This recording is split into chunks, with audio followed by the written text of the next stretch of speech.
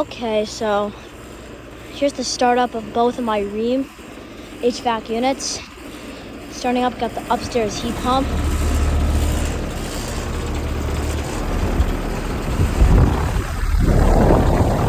Has a pump and scroll. Not sure what kind of motor it has.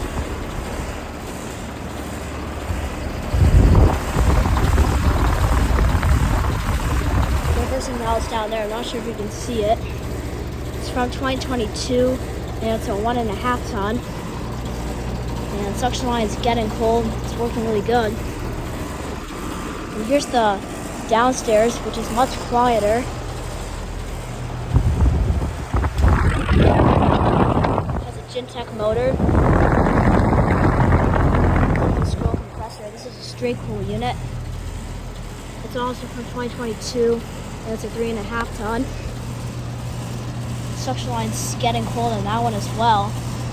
It's working really good as well. So yeah, they do seem to be cooling my house nicely. And so yeah, I'm gonna shut these things off.